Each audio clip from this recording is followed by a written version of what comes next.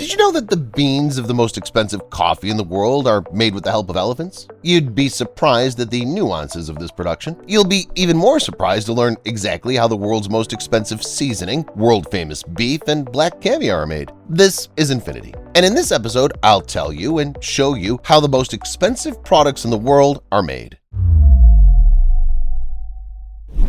Coffee is probably the most popular morning beverage. Most of you start your day with a cup of strong and invigorating coffee. But it's unlikely that many of you can afford to meet the new day with a cup of black ivory. It's one of the most expensive coffees in the world, and according to some experts, the most expensive one. It's possible because a kilo of beans of this coffee can cost $2,000. But this coffee's interesting, even not so much for its price as for the way of its production. Elephants are involved in its production. And this involvement is as direct as possible because the coffee, in fact, is made from their waste products. Simply put, black ivory is made from the dung of elephants. Sounds very disgusting, I know, but wait, it's not as bad as it sounds. First, the elephants are fed with fresh coffee berries. To get 1 kilo of black ivory, an elephant has to eat 33 kilos of coffee berries. They don't eat them dry, they gobble up bananas, sugar cane, and other ingredients along with coffee berries. The elephant digests these berries for about a day. During digestion, the beans inside the berries soak up the earthy and fruity smell, undergoing a process of natural fermentation.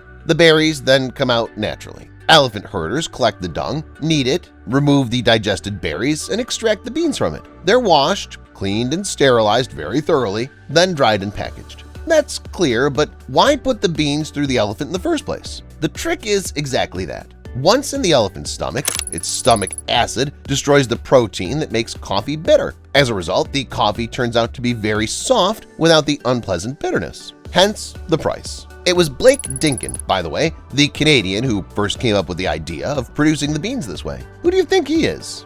Genius or a madman?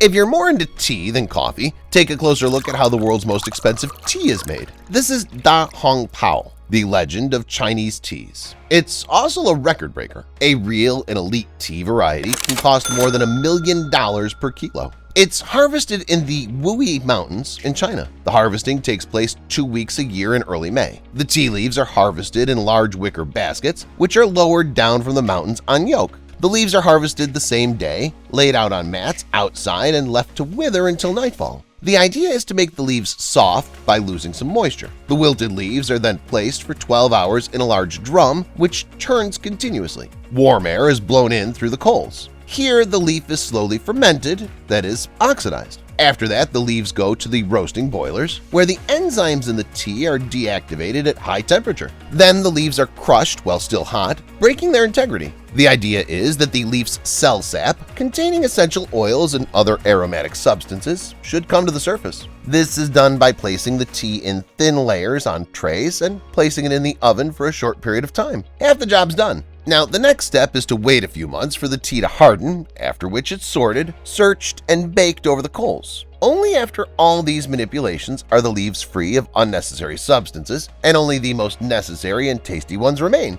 the ones for which the rich people are ready to pay millions of dollars. Marbled beef. While China is bustling with tea production, neighboring Japan is producing the world's most famous beef. When talking about marbled beef, one usually refers Japanese Wagyu beef. It's a breed of cow that's predisposed to intense marbling. Meat of such cows is of high quality and very expensive. The elite grades can easily cost $500 per kilogram, but before beautiful beef is put on store shelves, it must be produced. Purebred young bulls with good genetics are selected for production of the highest quality grades of meat. When the bulls reach a certain weight, they're moved to stalls or soundproof rooms, and sometimes even hung on racks. All this is done so that the cattle cannot move but do not lie down. In a standing or hanging position, the muscles are under tension and the fat layers are distributed more evenly over the flesh. To prevent cramps in bulls, farm workers give them a vibromassage. Bulls are put on a special diet. 3 to 4 months before slaughter, they're abundantly fed carbohydrates. The diet includes a lot of barley and corn. Some producers supplement all this with wine, rice, and honey, and some even feed the bulls to classical music. Such incredible care soon comes to an end. When the bull is ready, it's slaughtered. If the producer has done everything right, the bull's meat turns out very tender, and the veins resemble a real marble pattern. It's unlikely that you can produce marbled beef in an artificial environment. There's no such technology for Wagyu beef yet, but it does exist for another expensive product. Stay tuned to find out how even more expensive products are made.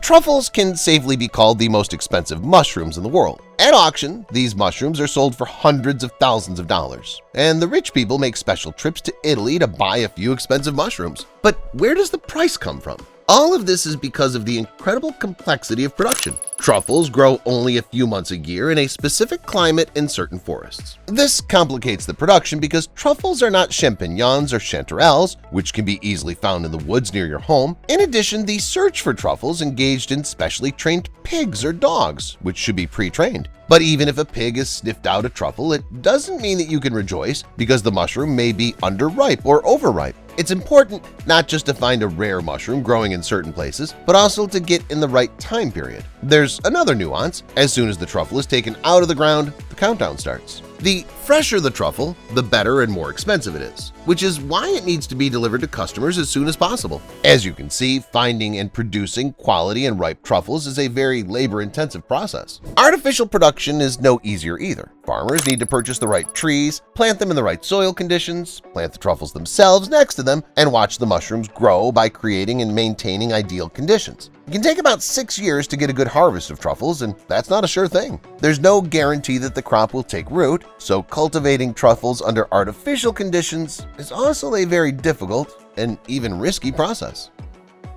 Saffron. If the rice in your plate is bright yellow, then most likely saffron was added to it. You may have heard of this spice, but did you know that it is incredibly valuable and expensive? Of course, you can buy saffron for cheap, but it will most likely be a fake. But the real first-class varieties are very expensive. They cost between $3,500 and $160,000 per kilo. It's even more expensive than gold. No wonder they call saffron red gold. The reason it's so expensive is because saffron crocus only blooms for a couple of weeks each year. Saffron is harvested exclusively by hand, and each flower has only 3 stigmas. To make it clearer, to get 1 kilogram of saffron, you need to pick a few 100,000 plants. But before thousands of beds can be plucked, the plants still have to be grown properly. Saffron is a capricious plant. It needs special loamy soil and proper drainage, and it needs to be grown from May through November when the first harvest begins. There are even more intricacies than in truffle production. I can even understand why saffron is more expensive than gold. It seems that the precious metal is a lot easier to obtain than to produce this seasoning. Black caviar. There are several methods that can be used in the production of black caviar. I'll tell you about the slaughtering method. First, the sturgeon must be prepared. In order for the caviar to be as tasty, high quality, and therefore expensive as possible, the fish are kept in good conditions. They're constantly fed, and their condition is analyzed by ultrasound. If the ultrasound revealed that the eggs are quite ready, the fish are sent to the hibernaculum, where it lives for 2 months without food in cold running water. This prolonged starvation and purification of the body is necessary to eliminate foreign odors and improve the quality of the caviar. Before extracting the eggs, the fish are checked once again to make sure that the eggs are exactly mature and of the right quality. The fish is cut a little and the eggs are checked. If the size is not right, the fish is sent to water, and if the size is right, caviar is extracted after the fish is slaughtered. Next, the eggs are washed in clean, chilled water to remove blood clots, broken eggs, and pieces of film. The washed caviar is quickly transferred to a sieve and put to drain the water, and then transferred for salting. After salting, the caviar is immediately packed in glass or varnished metal jars. The jars filled with caviar are hermetically sealed with a vacuum capper and then sent to the stores. That's all, guys. What's the most expensive product you've ever tasted? Let me know in the comments. Thanks for watching, and see you later.